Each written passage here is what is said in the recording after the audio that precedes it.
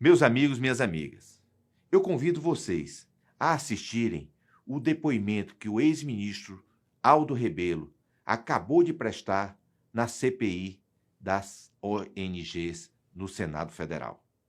Aldo mostrou mais uma vez ser um grande brasileiro, um grande homem público corajoso como ele só. Ele foi relator do Código Florestal e conhece como poucos, as questões relacionadas ao meio ambiente da nossa Amazônia.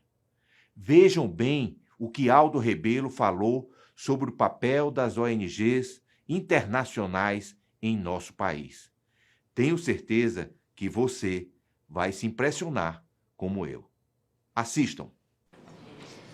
Muito obrigado, senador Plínio Valério, prezado senador Márcio Bittar, querido amigo senador Ciro Nogueira, senador Irã, senador Zequinha Marinho, senador Jaime, deputada Silvia, a senhora senadora. Muito bem. Saudar o deputado Feijão, aqui meu querido amigo, lá do querido Amapá. Agradecer ao senador Plínio e ao senador Márcio pela confiança e pela honra de apresentar aqui no Senado, nessa comissão de inquérito, uma visão sobre a Amazônia de um brasileiro que conhece a Amazônia desde menino. Eu ainda muito jovem, participando da reconstrução da União Nacional dos Estudantes, senador Zequinha, fui incumbido de fazer a campanha de reconstrução na Amazônia. E lembro do impacto, que foi o segundo que me causou na vida, testemunhar a grandeza da Amazônia. Levava comigo, de leitura de bordo, no avião da VASP até Rio Branco, o livro do escritor amazonense Márcio Souza, Galvez, Imperador do Acre, que tinha sido recém-lançado. E de lá a visão de Rio Branco a Manaus, o avião ladeando aqueles dois gigantes, o purus de um lado e o madeira do outro, e a floresta, dá um sentido único de grandeza, não só da Amazônia, do nosso país. Tá certo? A Amazônia que já me impactara ainda no antigo exame de admissão, senador Plínio, que nós nos preparávamos, que hoje é a primeira parte do ensino fundamental. E a minha professora de geografia, ainda bem que nos obrigava, tá certo, a aprender mesmo todos os afluentes do rio Amazonas, de oeste para leste, na sequência. E quem errasse um, ela mandava copiar 600 vezes para não esquecer mais. 600 vezes, era um caderno que enchia. E eu aprendi com muito gosto e muito prazer, só de admiração. Depois, já nos meus mandatos como deputado por São Paulo, nunca me desliguei da Amazônia. Desde o primeiro mandato, muitas vezes fui na Amazônia em companhias que hoje as pessoas julgariam improváveis, porque nas delegações sempre estávamos presentes eu, o deputado Jair Bolsonaro e o deputado José Genuíno. Nós três estávamos sempre presentes nas delegações para visitar a Amazônia. Percorremos a Amazônia naqueles navios patrulhas da Marinha, no Pedro Teixeira, no Raposo Tavares, nos navios hospitais. Fomos a Tabatinga, fomos a Roraima, fomos a Rondônia, fomos a Amazônia inteira. Era uma época em que as pessoas podiam conviver com as suas diferenças. Depois, na época do Código Florestal, como relator, nós fizemos pelo menos 200 audiências públicas. Muitas delas na Amazônia. E não fazíamos só nas capitais, nas sedes dos poderes, não. Pegávamos um carro de Rio Branco, íamos até Boca do Acre, depois pegávamos uma voadeira, e íamos na beira do Purus para ouvir os ribeirinhos, Fomos lá em Roraima, na Serra do Tepequém, lá na divisa com a Venezuela, para descobrir ali que aquela área de Roraima é garimpo desde a época dos ingleses do século XIX, que ali já era garimpo dos ingleses. E me impressionava, eu sempre curioso, porque esse nome de Tepequém, eu achei que era uma terminologia indígena, e os moradores do Tepequém disseram, não, isso é uma terminologia inglesa. Eu digo, mas como? Não, que os ingleses apelidaram a serra de Topo da Rainha, e os garimpeiros nordestinos não queriam pronunciar Top of the Queen, pronunciavam Tepequém. E como Tepequém ficou a serra até hoje lá em Roraima. E, recentemente, aí como ministro, eu fui várias vezes, como ministro do esporte, levamos equipamentos lá para São Gabriel da Cachoeira, para a Cabeça do Cachorro. Como ministro da Ciência e Tecnologia, inauguramos o primeiro trecho de infovias fluviais. Senadora Tereza, bom dia. Lá, usando o leito dos rios para levar internet para os ribeirinhos, como presidente da Câmara, fui a todos os estados da Amazônia. E, recentemente, por conta de um livro que me encomendaram sobre a Amazônia, passei 4 meses ali no coração da Amazônia. Me estabeleci em Altamira, mas andei pelo Pará, fui a Boa Vista, fui a Amazônia, fui a Amazônia inteira, ouvindo as pessoas para poder preparar esse livro. Depois, percorri toda de carro a Transamazônica. Fui de carro de São Paulo. Atravessei a Transamazônica inteira, parando cidade por cidade. E depois desci a 163. Antes, passando em Miritituba, para verificar o magnífico porto que construíram na beira do rio Tapajós, sem a infraestrutura necessária, que seria a Ferrogrão, que foi paralisada por sugestão de uma ONG acolhida pelo Ministério Público e numa decisão monocrática por um juiz do Supremo Tribunal Federal. Tá certo. Foi iniciativa de uma ONG, qualquer com um outro partido desorientado. E percorri recentemente. E o que eu posso dizer, assim, na minha visão de 40 anos visitando a Amazônia, é que me surpreende negativamente a situação que eu percebi. A Amazônia hoje, principalmente aquela Amazônia profunda, é uma área do nosso país onde convivem 3 estados paralelos. O estado oficial das prefeituras, dos estados, da União com suas agências e os seus órgãos, né? Esse é o estado oficial. Anêmico, débil, deficitário em tudo.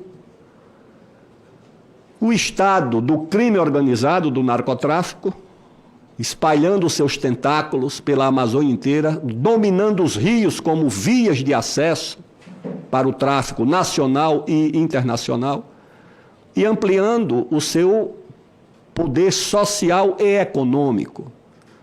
Conversando com uma autoridade importante do Amazonas, ele me disse, 2 meses, disse, olha, na fronteira do Amazonas com a Colômbia e o Peru, o prefeito me disse que já não é mais o maior empregador do município.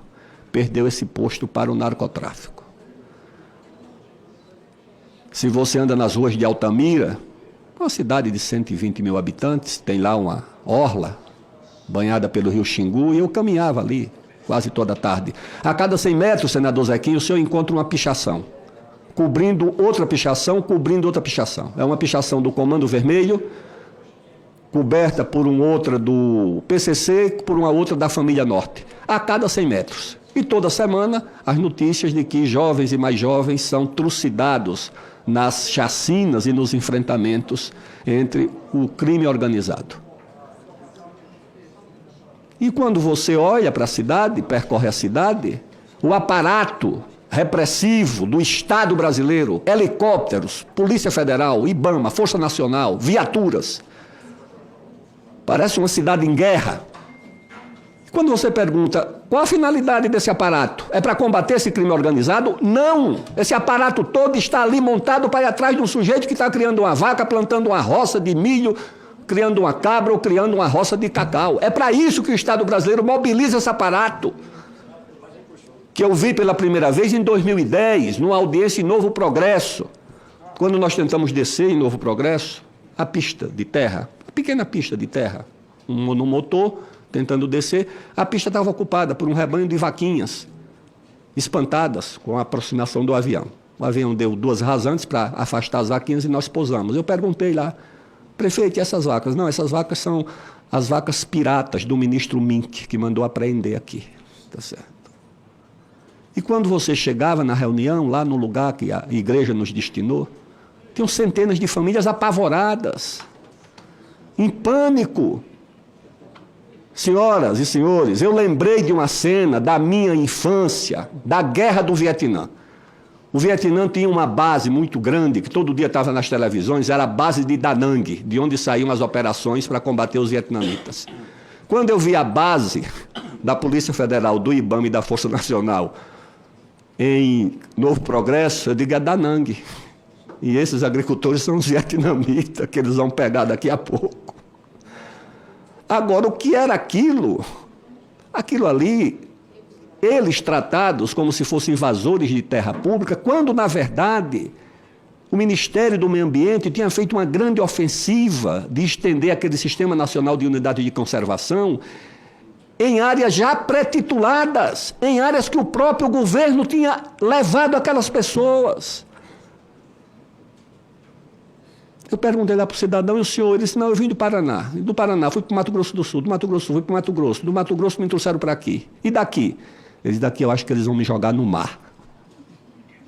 Não tinha mais para onde ir. E agora, esse aparato continua lá, intacto, tá certo? O crime organizado, que é o segundo estado paralelo, e o outro, que é o mais importante, o mais forte, o mais dominador, que é o estado paralelo das ONGs. Governando a Amazônia de fato, e governando com o auxílio do Estado formal brasileiro, com o auxílio do Ministério Público Federal, com o auxílio da Polícia Federal, com o auxílio do IBAMA, da FUNAI, desse ministério que criaram agora, das populações ou dos povos indígenas. Esse consórcio de agências do Estado brasileiro a serviço desses interesses. E por que não é fácil de enfrentar? Porque eles nem precisam instalar, porque eles governam de dentro. De dentro. Esse Sistema Nacional de Unidade de Conservação, isso é criação de uma agência americana, assumida pelo Estado brasileiro. Você achar que 14% do território nacional está imobilizado em áreas indígenas, as áreas mais produtivas, mais ricas em minérios do país, que isso é por acaso? Não. Isso é planejado, profundamente planejado. Então, houve uma transição no Brasil quando as agências, na verdade, foram ocupadas.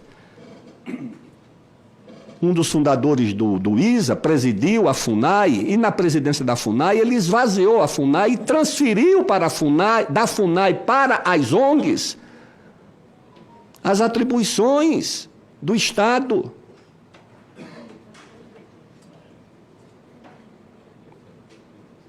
Certa vez, acho que no ano 2000, 2001, eu presidi aqui uma comissão de Relações Exteriores e de Defesa Nacional no Congresso. E o Comando do Exército me mandou uma matéria do New York Times com uma denúncia sobre abuso cometido contra mulheres indígenas por parte de soldados do Exército. E perguntou se a comissão poderia expedir uma nota sobre o tema. Eu li a matéria e disse, faço sim, mas quero ir lá onde a denúncia foi formulada, que era um pelotão de fronteira lá na divisa de Roraima com a Venezuela. Saímos daqui, eu, na época, Coronel Vilas Boas, que depois veio a comandar a Amazônia, e o Exército, que era então chefe da assessoria parlamentar do Exército, fomos até Boa Vista, dormimos lá hotel de trânsito do Exército, e no outro dia de manhã saímos com o general Claudimar Magalhães, que era o comandante da Brigada de Infantaria de Selva de Roraima, mais uns 2 oficiais e mais uns 2 ou 3 funcionários civis do governo de Roraima. Quando nós descemos no pelotão de fronteira de Surucucus, bem próximo, 300 metros, tem uma maloca indígena, Yanomami, porque o pelotão está dentro de uma área Yanomami. Quando nós chegamos na maloca para fazer a visita, tinha uma moça, uma jovem, cujos traços demonstravam que ela não era assim, oriunda daquela região. Ela apresentou-se como sendo integrante de uma ONG chamada Uriri. E disse, não, o senhor entra, que o senhor é deputado, mas o general e o coronel não entram. Eu disse, mas você deve levar em conta que você não é nem servidora pública. Eles são oficiais do Exército Brasileiro, isso aqui é área de domínio da União. Ela disse, não, o senhor não entra. O senhor entra, eles não. O general Claudimar tinha levado uns presentes, uns facões, umas coisas lá para as lideranças indígenas. E cuidadoso, para não criar nenhum tipo de incidente, disse, não, deputado, o senhor entra aqui, nós aguardamos. Eu entrei. E me deparei com aquela cena que eu já descrevi, até em livro, né, de profunda subnutrição dos indígenas que estavam ali, uma fuligem muito forte, cortina de fumaça e fuligem, porque tinham muito fogos acesos para cozinhar aqueles alimentos, né? Eu conversei com a moça, eu digo, e essa situação? Ela disse, não, tem muitas doenças infecciosas por aqui. Muita tuberculose, muita subnutrição. Eu perguntei, por que a senhora não traz água ali, já que toma conta disso aqui, não traz a água do pelotão de fronteira e a luz elétrica? Porque não tinha luz elétrica, nem tinha água tratada. Ela disse, não, água tratada de luz elétrica vai alterar a cultura deles. Aí tinha uns 3 meninos jogando futebol, assim, numa área, num campinho atrás da maloca. Eu corri, dei um chute na bola e voltei e disse, olha, pelo menos nós todos torcemos para a mesma seleção. Ela disse, não, senhor. O senhor torce para a sua seleção, eles torcem para a seleção deles. Eu convidei o general Claudimar e o coronel Vilas Boas, eu digo, vamos, antes que se torne mais desconfortável a visita, vamos embora. Depois, conversando com o Vilas Boas, nós nos perguntamos, como essas pessoas souberam da nossa presença? Como se anteciparam à nossa presença? Como se deslocaram? Porque não havia outro meio, não tinha estrada, não tinha rios. Como se deslocaram? Claro que havia ali um serviço de inteligência e de logística que se antecipou à nossa passagem por ali. Depois eu vi no noticiário que essa ONG, que era ligada, acho que à saúde, foi envolvida em denúncias muito graves dos recursos repassados na época, não sei se pela FUNASA ou pelo Ministério da Saúde. Essas denúncias são públicas, elas estão na internet. O governo exercido, porque essas ONGs elas são apenas um instrumento. Os interesses que elas representam estão lá fora. Se alguém perguntar se isso não é teoria da conspiração, a história da Amazônia é uma história de conspiração. A Amazônia é cobiçada antes de ser conhecida. Quando fizeram o Tratado de Madrid, em 1494, nem os espanhóis nem os portugueses sabiam que existia a Amazônia. Eles desconfiavam que havia terras ali a 350 léguas a oeste das ilhas de Cabo Verde e dividiram, tá certo? Faz esse meridiano a 350 léguas, o que tiver a leste é português, o que tiver a oeste é espanhol. Tanto que o rei da França, que era primo do rei da Espanha e primo do rei de Portugal, chamou um diplomata e perguntou, e cadê o testamento de Adão, que deixou as terras do mundo para os meus 2 primos? E me excluíram da participação. Mas é disputada, desde essa época, que a Amazônia é disputada. A crônica registra. Tem livros clássicos escritos por amazônidas ilustres, cultos, bem informados, como o Leandro Tocantins, que escreveu a história do Acre, o Arthur César Ferreira Reis, que escreveu, inclusive, a história dessa cobiça, que dá os detalhes de como os holandeses, os ingleses, os franceses, os espanhóis Alguém acha que os holandeses, os franceses e os ingleses estavam ali somente para ficar com aquela fatia das Guianas, naquele maciço? Não, o que eles queriam era a bacia do Grande Rio. Essa era o objetivo. Portugal foi muito eficiente, contou com uma diplomacia muito eficaz, cabos de guerra muito capazes, aliança com as populações indígenas. Sem essa aliança, Portugal não teria prevalecido na Amazônia. Uma das expedições do Pedro Teixeira, que saiu de Cametá em 1637, a expedição era formada por 1.200 índios armados de arco e flecha e remeiros. E era para durar tanto que eles levavam as famílias, as mulheres, as crianças. A expedição tinha mais de 2.000 integrantes.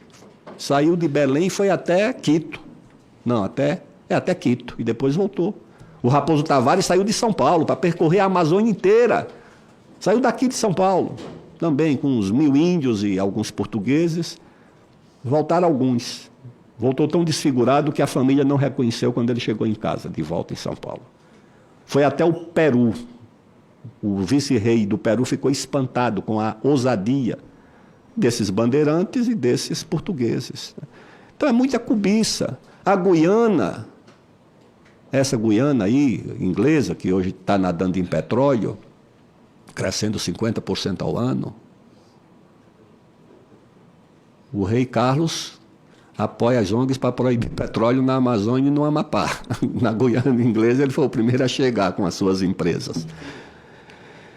Pois bem, essa Guiana tem o caso célebre. O quê? 2 ONGs inglesas. Uma sociedade geográfica e depois outra religiosa, que os ingleses queriam ter acesso à bacia do Amazonas, porque os rios deles corriam todos para o Caribe.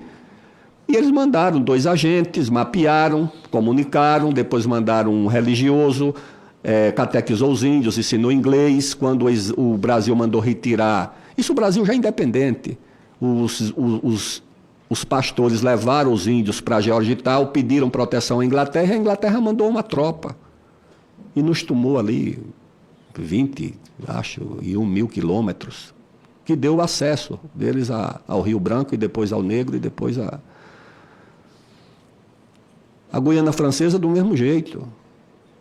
A questão do Amapá, lá do nosso herói Cabralzinho, né?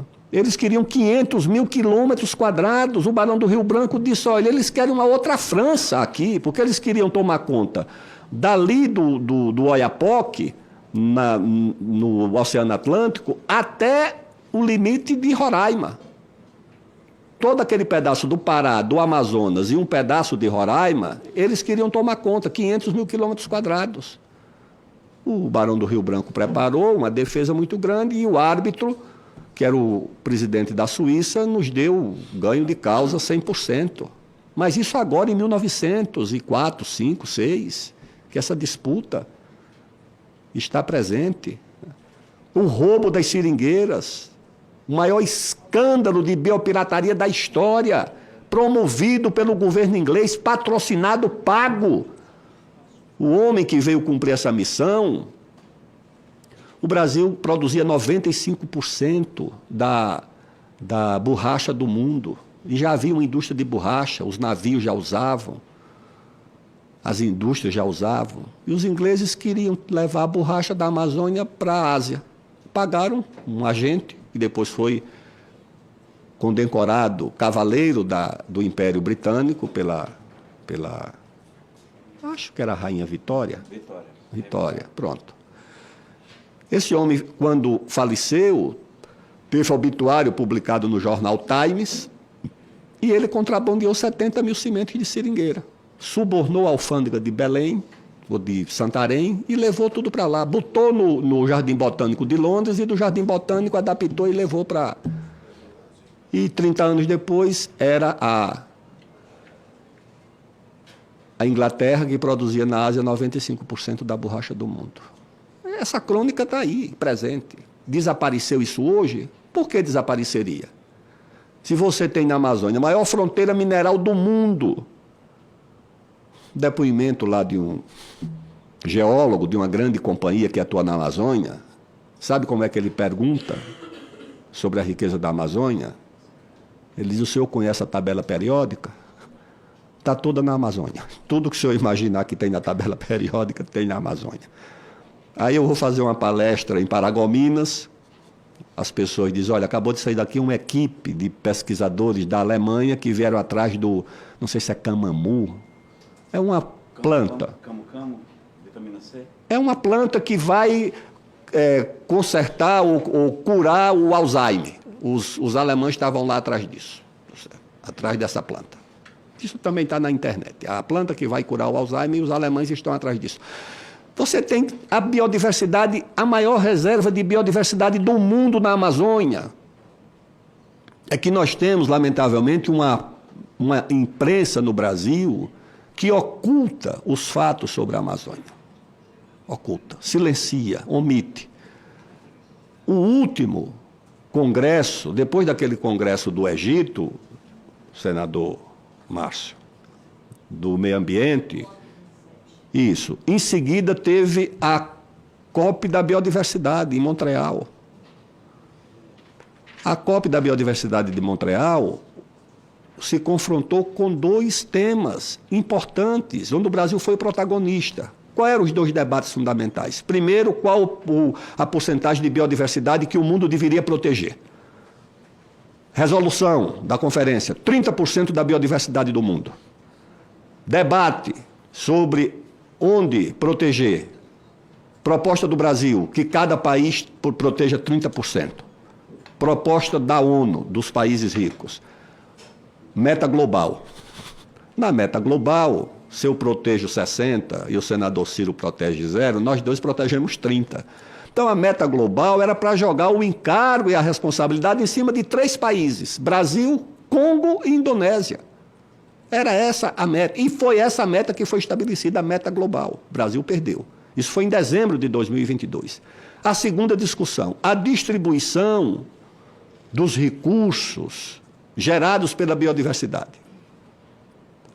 O Brasil tinha, com os africanos e os indonésios, uma proposta que remunerava com royalties, com patentes, sei lá com o quê, a biodiversidade. Sabe o que é que os países ricos fizeram, senadora Tereza? Registraram todas as biodiversidades sem identificar a origem. Quando o Brasil protestou, dizendo: sem identificar a origem, como é que nós vamos pedir indenização? Eles: não, nós vamos registrar, mas colocar em disponibilidade para o mundo inteiro. É uma trapaça, porque só vai ficar em disponibilidade para quem tem a tecnologia que possa transformar aquilo em algum produto farmacêutico, químico, industrial, cosmético.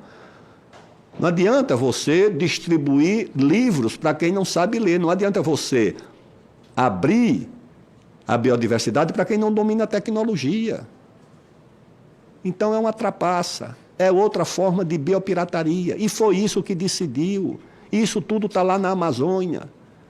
Então, se você tem a maior fronteira mineral do mundo, de tudo, se você tem a maior reserva de biodiversidade do mundo, se você tem a maior reserva de água doce do mundo, em dezembro de 2020 ou 2021, a Bolsa de Valores de Nova York acolheu uma nova commodity, uma nova mercadoria, que passou a ser negociada na Bolsa de Valores. Essa mercadoria é a água. A água virou uma commodity negociada na Bolsa de Valores. Poucos meses depois, numa palestra falando exatamente sobre a água, a vice-presidente dos Estados Unidos disse o seguinte, também está na internet: a guerra pelo petróleo é uma guerra do passado. A guerra que os senhores vão conhecer no futuro é a guerra pela água. Ora, se eu tenho a crônica da guerra pelo petróleo, que era a guerra de quem precisava contra quem tinha o petróleo, eu fico olhando que nós temos muita água. Que o Rio Amazonas é responsável por 20% de toda a vazão de água doce do mundo. Do mundo. Chega às vezes a 300 mil metros cúbicos num segundo de vazão. E os outros rios também têm vazão extraordinária. Você tem ali o maior reservatório, o Alter do Chão, que é maior do que o Guarani, dá 2 vezes esse Guarani aqui. O aquífero é o maior do mundo. Você tem nas estações chuvosas, senador Ciro, 350 mil quilômetros de água doce de superfície na Amazônia. Você tem mais do que um estado de São Paulo, mais do que a Itália, mais do que a Alemanha, de água doce de superfície. Alguém olha e acha que isso, quando o mundo está vivendo uma escassez que vai atingir a agricultura, os estudos da FAO já estão apontando que 3 grandes regiões produtoras de grãos, que são as planícies americanas, grandes produtoras de grãos, a planície norte da China, e tem uma terceira área também muito produtora de grãos, está sofrendo uma crescente escassez de água. E sem água não há agricultura. Não há agricultura sem água. E a água está na Amazônia. E a floresta tropical está na Amazônia. Então, isso tudo se explica por essa diplomacia, que os países ricos têm uma diplomacia especial das terras raras, dos minérios. O presidente Biden disse lá numa reunião na Indonésia, lá numa ilha de Bali, que contra o monopólio das terras raras, desses minérios raros, por parte da China, e em parte da Rússia, e pela insegurança jurídica da África, o caminho era o Brasil. O Brasil tem minérios importantes para essa indústria de alta tecnologia. E o Brasil, infelizmente, não tem consciência da importância, da relevância, e acha que isso tudo é pelo meio ambiente. Claro que há um problema do meio ambiente no mundo, e no Brasil também, mas não é pelo meio ambiente que a Amazônia está em evidência, que a Amazônia está no centro da polêmica, do debate. Não é pelo meio ambiente que eles estão trazendo essa conferência do clima lá para Belém. Não é, como diria o grande padre Antônio Vieira, não é pelo nosso bem, é pelos nossos bens. Tá certo? É uma distinção singular, mas muito importante. Há que diferenciar aqueles que estão aqui em busca do nosso bem, que são sempre bem-vindos, acolhidos, daqueles que estão aqui em busca dos nossos bens. E a Amazônia é essa região, né, governada, observada, olhada, né, por centenas de ONGs poderosíssimas, com muitos recursos, conscientes da sua tarefa, da sua missão.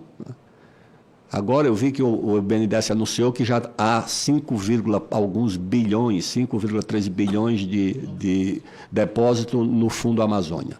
Agora veja só, o Fundo Amazônia foi criado pelo governo brasileiro, pelo Estado brasileiro, mas é administrado pelas ONGs. Eu integrei o Conselho de Administração do BNDES. Certa vez, pedi ao diretor responsável pelo fundo que me apresentassem os pareceres que autorizavam a transferência desses fundos. As decisões. Ele me disse, não é o banco que decide, é um comitê, onde quem mais influencia é um diplomata da Noruega, exclusivamente no Brasil, para cuidar desse fundo. E os senhores podem entrar na página da internet do Fundo Amazônia, está lá, em inglês e português. Como é, o Brasil cuida e o mundo financia, o mundo apoia, o mundo paga. E quando você vai ver, o que é que tem lá? A agenda para a destinação do fundo. É só essa agenda global do meio ambiente. Mas a Amazônia, senhoras e senhores, é a região onde há os piores indicadores sociais do Brasil. Os maiores índices de mortalidade infantil, as maiores taxas de analfabetismo, de doenças infecciosas, o menor índice de fornecimento de serviços essenciais como água tratada, luz elétrica, saneamento básico. Você anda nas ruas das cidades da Amazônia, não há saneamento. Há um centavo sequer destinado para essa finalidade, para dar saneamento básico? não há um centavo. Para a saúde, não há um centavo. Para desenvolver, para elevar o padrão de vida dessas pessoas, não. Não. É exclusivamente para essa agenda de interesses internacionais. Situação de pobreza. Uma vez, descendo o Rio Purus, vi um grupo de crianças saindo de uma canoa, perguntei para o rapaz da voadeira, para o piloto, o que é aquilo? Ele disse, uma escola. Eu digo, eu quero ver. Paramos lá na beira do Purus, no estado do Amazonas. Subimos lá a ribanceira, 50, 100 metros estava a escola. Cheguei na escola, apresentou-se um jovem, senhor professor, sou professor. Lugarzinho, um quarto dessa sala aqui, da CPI. Um colchão no chão, muito toco de vela. Aí eu disse, a escola não tem luz elétrica. E essas velas, professores, eu corrijo as provas à noite. À luz das velas. Olhei na parede, a ideia de um professor muito aplicado, cheio de cartaz, de cartolina, aula de história, geografia, escola multicurso, né, da multissérie, como se diz.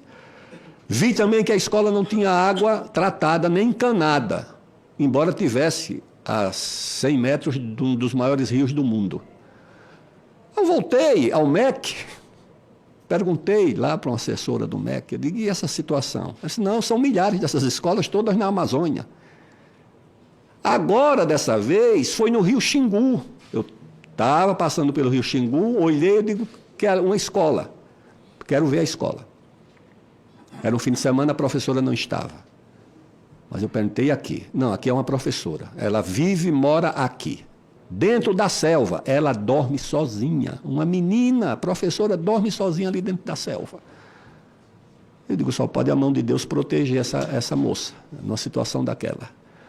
Há alguma ONG preocupada com essa situação de escolas sem água, sem luz, multicurso, multissérie, falta de tratamento?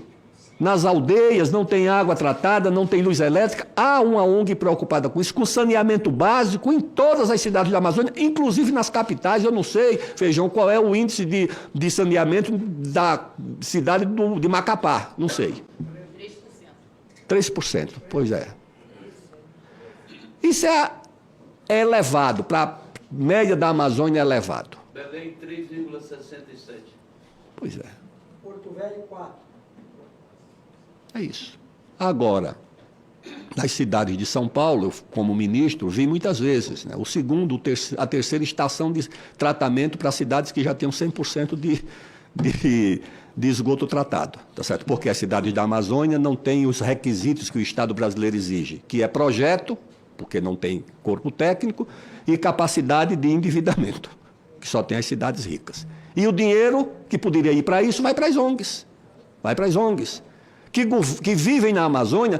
Eles mandaram, eu estava em Altamira, foi uma repórter do Rio de Janeiro, de uma ONG, para interrogar como se fosse policial a presidente do Sindicato Rural de Altamira, achando que ela estava pagando a minha viagem. Não estava, tá certo. Ela voltou lá sem a notícia que queria dar. Eu estava escrevendo um livro, e os editores me adiantaram alguma coisa para eu pagar uma viagem comum, simples, ficando em hotéis simples e de carro. Mas ela foi do Rio de Janeiro, essa ONG. Foi para lá. É uma ONG criada por uma pessoa que sai desse circuito da grande imprensa, Folha, Estado, é o País, Globo, porque as ONGs pagam os seus jornalistas a peso de ouro, dispõem de muitos recursos e recrutam jornalistas talentosos, preparados, para montar a versão das ONGs sobre a Amazônia, tá certo? Porque ela se distribui em vários grupos. Tem um grupo de ONGs que é só ONG para fazer barulho, agitação, vender, ameaça para recolher o dinheiro para proteger, entre aspas, a floresta. Há ONGs que cooptam lideranças, que cooptam pesquisadores nas academias, que funcionam como se fossem ONGs de pesquisa. E agora há um grande número de ONGs que são ONGs da área de comunicação, tá certo? Como se fossem agências de comunicação, jornalistas. Registram na Amazônia, dizem que vivem lá, mas não vivem, e quando vivem, vivem em condomínios fechados, sem qualquer contato com a população local. Como se fosse uma administração colonial. Os ingleses administravam as colônias africanas, asiáticas, assim. Faziam seus bairros exclusivos. Eu era menino e ouvi essa história de que nos bairros ingleses de Xangai, na época da dominação sobre a China, havia uma placa escrita em inglês e em chinês: proibida a entrada de cães e de chineses. Depois disso, num filme chamado A Fúria do Dragão, daquele Bruce Lee, tem uma cena que ele, nessa Xangai ocupada, tenta entrar num parque, e quando ele tenta entrar no parque, o guarda aponta a placa. Na placa está lá escrito, né, em inglês: proibida a entrada de cães e chineses, e em mandarim. E ele, numa reação patriótica, num golpe mortal de arte marcial, destrói a placa. Eu fiquei pensando, falta um Kung Fu na Amazônia, um Bruce Lee na Amazônia, para enfrentar essa situação. Então, o que eu vejo é que essas ONGs governam a Amazônia, não só de lá, mas a partir do próprio Estado brasileiro, tá certo? Com a lei, com as normas que eles criaram. Um deles é esse Sistema Nacional de Unidade de Conservação. O outro é essa política de demarcação dessas áreas indígenas, que eu tentei, na época de deputado, com o deputado saudoso Ibsen Pinheiro, trazer de volta para o Congresso essa atribuição. Porque o Congresso ouve. O Supremo não ouve ninguém. A decisão sobre a Raposa Serra do Sol era ministro. Eu disse ao presidente Lula, isso é um grande erro. Copiei a frase do estadista francês. Disse: presidente, é pior do que um crime. É um erro. Mas, por pressão internacional e por uma decisão do Supremo, foi feita essa demarcação em área contínua que os índios não queriam. Eu tive lá várias vezes. Mas o ministro do Supremo que decidiu, ele não foi lá nenhuma vez. Decidiu sem ouvir ninguém. O Congresso, pelo menos, tem a tradição e os instrumentos para ouvir as pessoas, que o Supremo não tem. E você tem uma anomalia no direito brasileiro, que é uma autarquia poder subtrair áreas de um ente federativo sem consultar ninguém. Isso é um absurdo. Eu lembro da demarcação do Parque do Tumucumaque, deputado Feijão, que era o que era para levar esse presente para Rio mais 10, né, que era da África, e tiraram lá mais de 30 mil quilômetros do Amapá, sem ouvir o governador, sem ouvir a Assembleia Legislativa, sem ouvir uma prefeitura, sem ouvir ninguém. Você confisca. Agora está a nova ofensiva em Roraima para confiscar mais áreas. No estado que já não tem área nenhuma para se manter, para sustentar alguma atividade econômica, como o Amapá. Eu digo, então transforma logo na terra indígena Rei Charles. Porque economicamente está se inviabilizando. Então são essas normas que precisam ser. Fundo Amazônia é um fundo do governo brasileiro, criado por decreto do presidente Lula. Tem que haver uma norma dizendo o seguinte: esse recurso só pode ser destinado a órgão público, a prefeitura, a secretaria de Estado, a governo estadual, a governo federal. ONG não pode ter acesso a esse dinheiro. Não pode. Já acha pouco o dinheiro que vem do exterior, das fundações internacionais? Por que é que esse dinheiro tem que ir para a ONG? Não, tem que ter uma norma. Não querem dar? Cuidem do seu dinheiro. Tá certo? Cuidem do seu dinheiro. O Brasil não é colônia, nem a Amazônia não é colônia do Sul e do Sudeste, nem é colônia de europeu rico. Não, senhor. Não quer dar, não dê. Agora, o dinheiro não vai poder ser usado e vai ser o seguinte, pode fazer a lista, vai ser saneamento básico, saúde, habitação, educação, usado pelo Estado, pelos governos, e não por ONG. Tá certo? Para viver a sua vida de administradores coloniais, alguns morando na Europa, não. Então, acho que essas normas precisariam ser alteradas. Creio que seria a maior conquista dessa comissão de inquérito conceber uma super emenda que reunisse aquilo que na Constituição precisa ser alterado para valorizar o papel do Estado e limitar o papel das ONGs, e as normas infraconstitucionais também, todas elas que são muitas, que tornam a Amazônia numa espécie de protetorado informal dessas ONGs e dessas instituições. Acho que esse seria o grande legado que a comissão, além de expor, naturalmente, o funcionamento, as teias de funcionamento dessas instituições, o papel do Ministério Público Federal. Senhores, é inaceitável. Uma instituição do Estado brasileiro, regiamente paga pelo povo brasileiro, funcionar, muitas vezes, como braço jurídico das ONGs. Como foi o caso, evidente, tá certo, dessa Ferrogrão. Como é que uma ONG tem legitimidade para recorrer ao Ministério Público? Eu vi isso muitas vezes no Código Florestal. Lá em Altamira, tem a representante do Ministério Público da cidade, ela se nega a receber os produtores rurais e a atender convite da Câmara de Vereadores. E vive em comunhão com essa agenda, sem ouvir.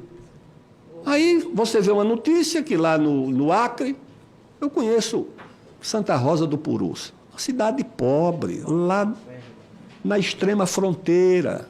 Eu tive lá.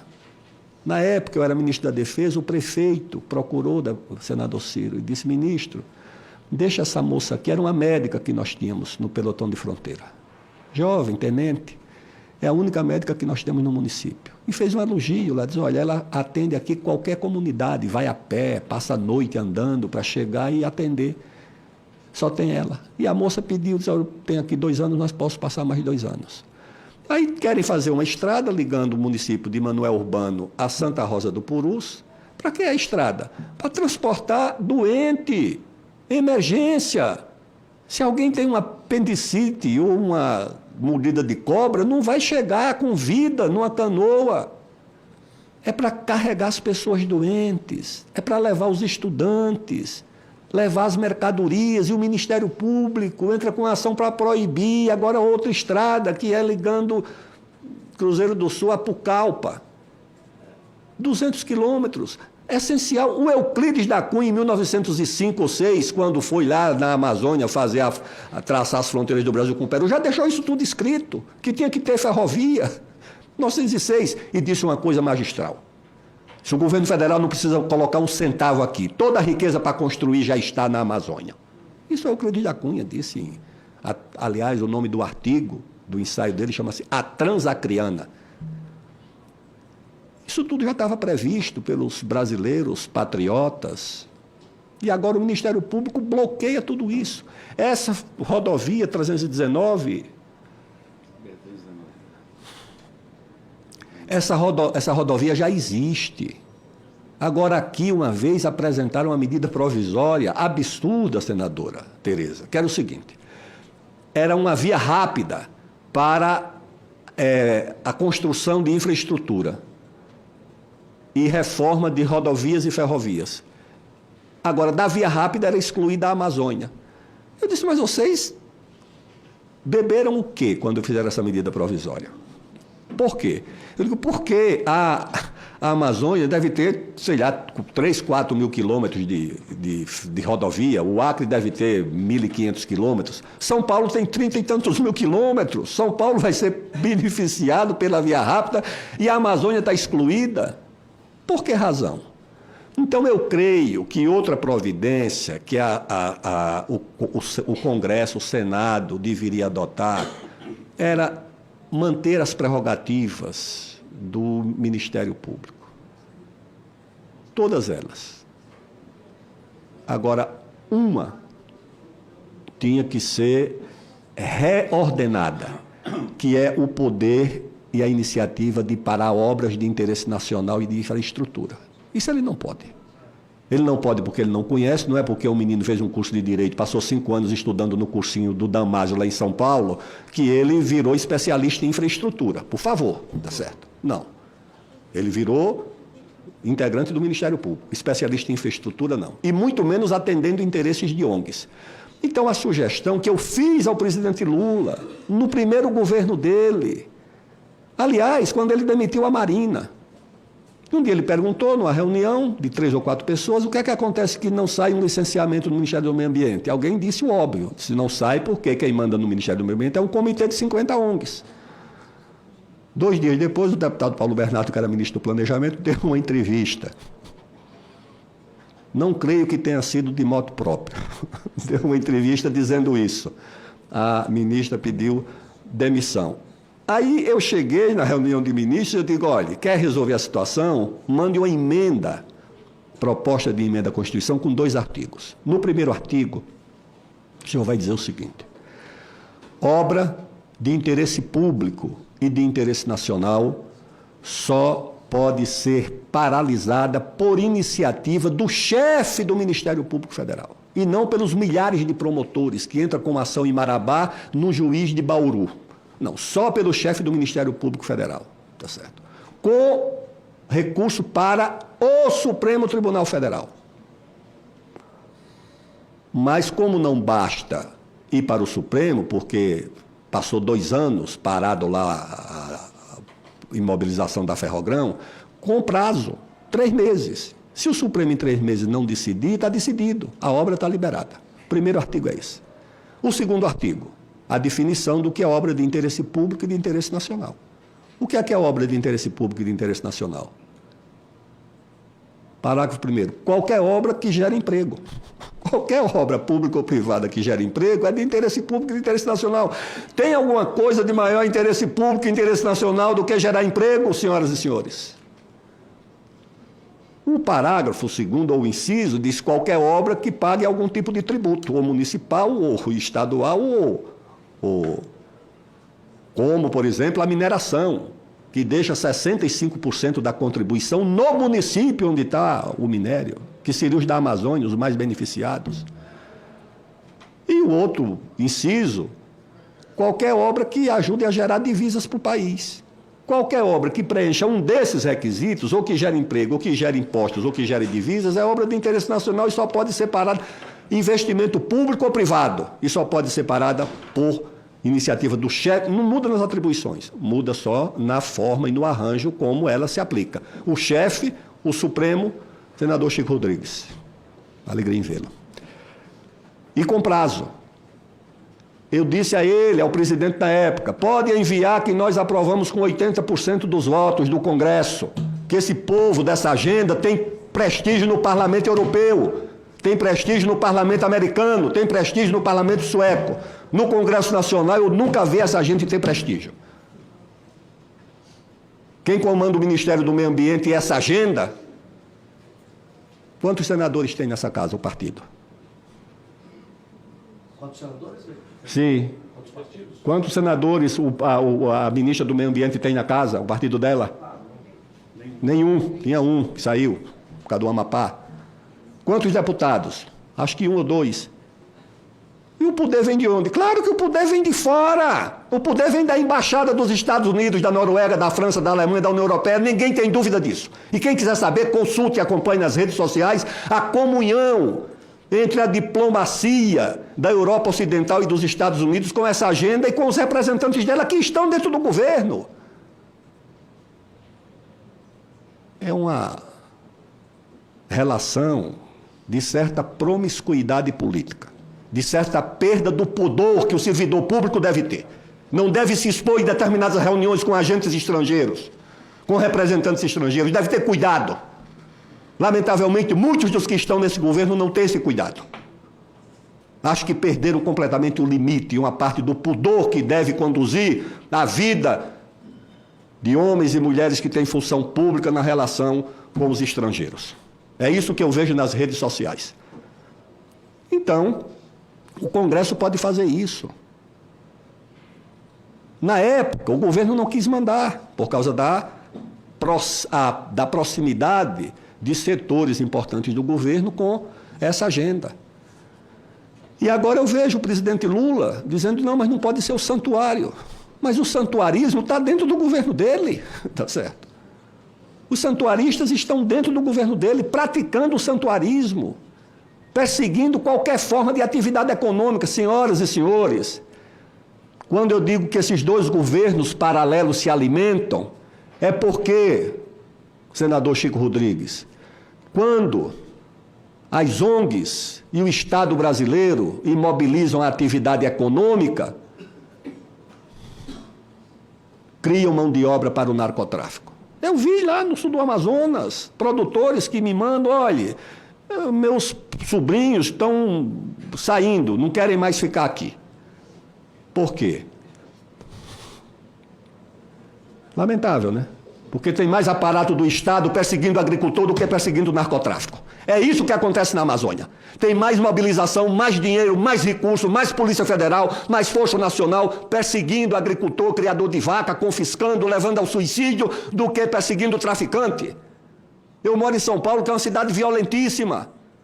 A multiplicação de casos de violência, de sequestro, de assalto. Há décadas que eu moro lá em São Paulo, há 50, sei lá quantos anos. Senador Ciro, eu nunca vi uma viatura da Força Nacional em São Paulo. Está tudo na Amazônia. Para quê? Para prender traficante? Não. É atrás do agricultorzinho. É isso que acontece. Infelizmente é isso. Então é de se perguntar ao governo brasileiro, vai deixar que essas ONGs operem na Amazônia, perseguindo brasileiros que estão lá? E o objetivo é muito claro, não é por acaso. Numa dessas viagens pelo Rio Xingu, eu ia com um sargento que permaneceu 30 anos no Exército. E ele era piloto de voadeira, batia a Amazônia inteira, saía de Altamira, ia até Manaus, saía de Manaus, ia a Santana, Macapá, Belém, só com o Exército. Ele me disse, olha, há 20 anos havia pelo menos o dobro de ribeirinhos vivendo na Amazônia. A política é de desantropização. Não pode ter regularização fundiária, porque a regularização fundiária consolida a presença demográfica. Não pode ter atividade econômica, não pode, essa coisa dos garimpeiros. Transformar o garimpeiro numa atividade criminosa. Eu era o presidente da Câmara, senador Irã, quando eu recebi aqui um projeto do governo do presidente Lula. Sabe como era que chamava o projeto? Você era deputado, Chico. Estatuto do Garimpeiro. Esse estatuto foi enviado pelo governo do presidente Lula, em obediência ao artigo 174 da Constituição. No Estatuto do Garimpeiro está escrito lá no artigo 3º ou 5º, que o governo deve priorizar a concessão de lavra para o garimpo individual, familiar ou em cooperativa, está lá na lei.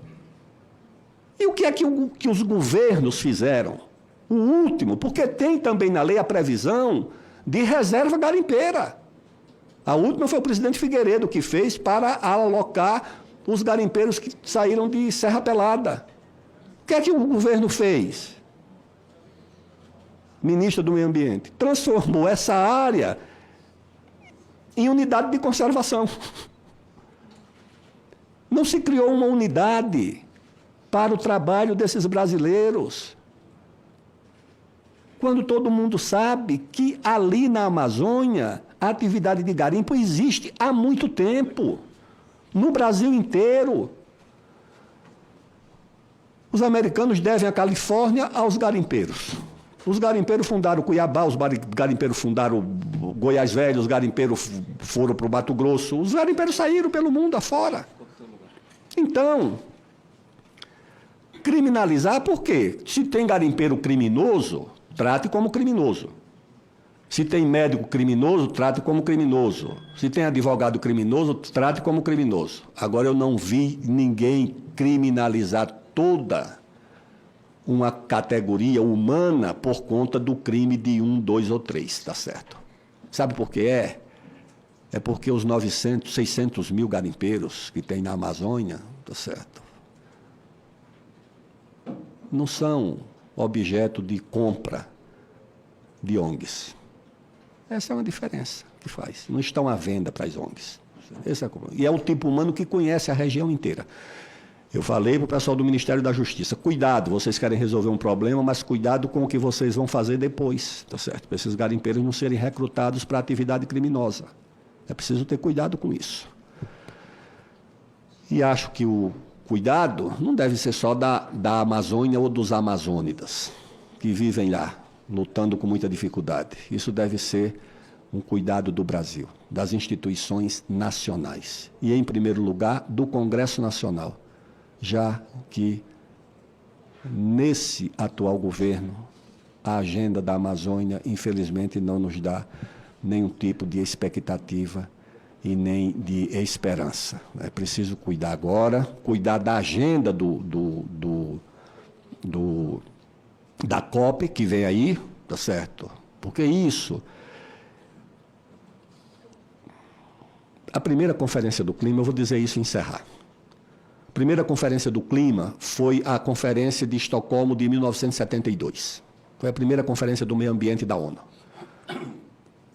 O governo militar designou para chefe da delegação um brasileiro ilustre, um diplomata reconhecido, respeitado, tinha sido ministro das Relações Exteriores do presidente João Goulart.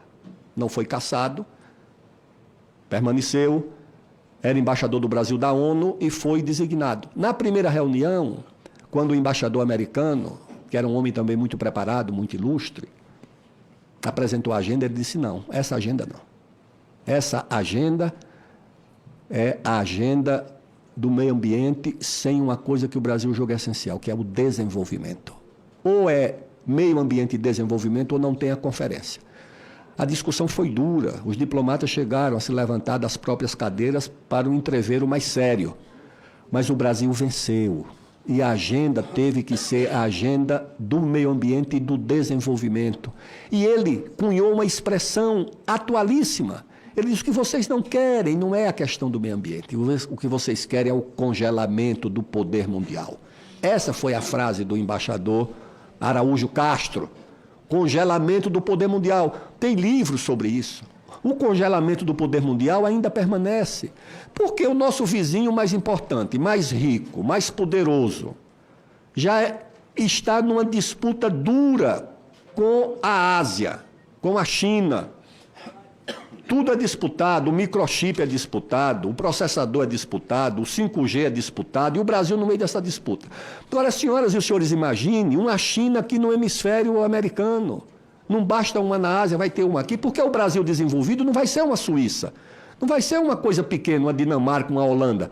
O Brasil desenvolvido é um gigante que amedronta, que intimida.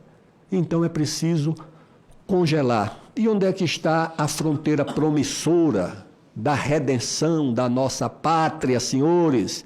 Está na Amazônia, nos recursos da Amazônia, nas terras da Amazônia, que, como disse alguém lá no século XIX, tá certo, é coisa que não se fabrica mais. Perguntaram ao escritor Mark Twain: devo investir em que? Ele se investe em terra, que é coisa que não se fabrica mais.